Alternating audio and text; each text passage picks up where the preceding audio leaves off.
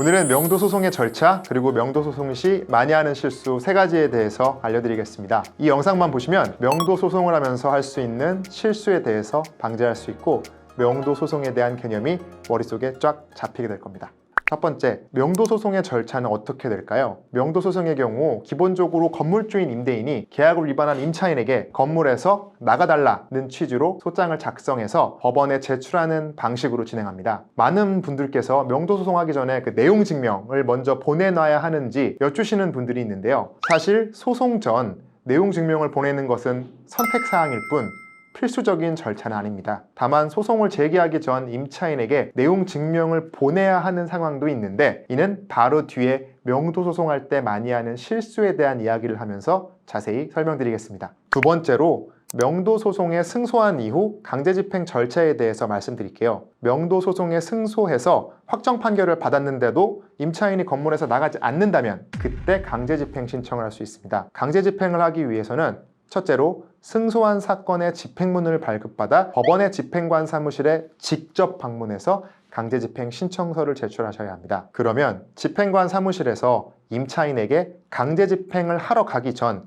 계고집행이라는 걸 하게 되는데요. 계고집행이란 간단히 말해 강제집행하기 전 마지막으로 일정한 기간까지 임차인에게 자진해서 건물에서 나갈 기회를 주시는 거라고 생각하면 됩니다. 계고집행 이후에도 임차인이 자진해서 건물에서 나가지 않는 경우에는 집행관이 증인 2명과 열쇠공, 보관업체 사람들과 함께 건물의 문을 직접 따고 건물 안에 있는 임차인의 물건들을 강제로 다 빼낸 다음에 보관업체에다 옮기는 방식으로 강제 집행을 하게 됩니다. 그런데 여기서 주의할 사항은 일단 건물의 문을 따는 비용, 그 다음에 증인의 수당, 그리고 보관 비용은 임대인이 먼저 지불해야 합니다. 다만 나중에 당연히 이 돈을 임차인에게 청구할 수 있죠. 세 번째로 명도소송하는 경우에 많이 하는 실수 3가지에 대해서도 한번 말씀을 드려보고자 합니다. 첫 번째, 주택의 경우에는 임차인이 임차료를 내지 않아 명도소송을 하려는 경우 주택의 경우에는 2개월치 임차료 이상의 연체를 해야 되고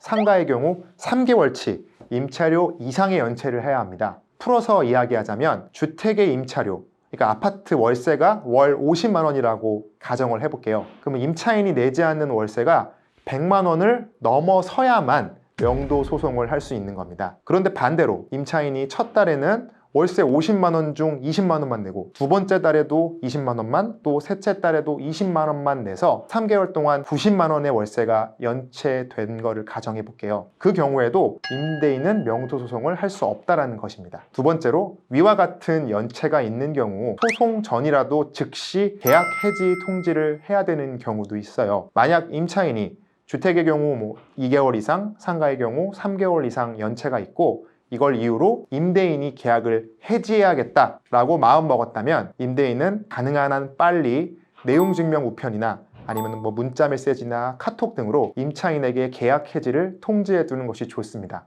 왜냐하면 만약 임차인이 그동안 연체했던 임차료를 한 번에 변제해버리면 이후 소송이 복잡해질 수도 있고요. 또한 임대인이 임차인에게 계약 해지를 통지하지 않으면 임차인이 아무리 연체를 오랜 기간 많이 하더라도 임대차 계약이 자동적으로 해지되지는 않기 때문입니다. 마지막으로 명도소송을 제기하면서 꼭 점유 이전 금지 가처분을 함께 진행하셔야 합니다. 왜냐하면 임대인이 명도소송을 해서 건물에서 나가게 하려는 사람은 A라는 임차인입니다. 그래서 명도소송에서 승소하는 경우 임차인 A는 건물에서 나가라 라는 내용으로 판결문을 받게 됩니다. 그런데 만약 임차인 A에 대한 명도소송 중에 임차인 A가 임대인의 허락도 없이 B라는 사람에게 건물에 살게 했어요. 그러면 임대인은 A에 대한 명도소송에서 승소하여도 실제로 건물에 살고 있는 B에게는 나가라고도 할 수 없는 당황스러운 일이 발생할 수도 있습니다. 그래서 이러한 일을 방지하기 위해서는 꼭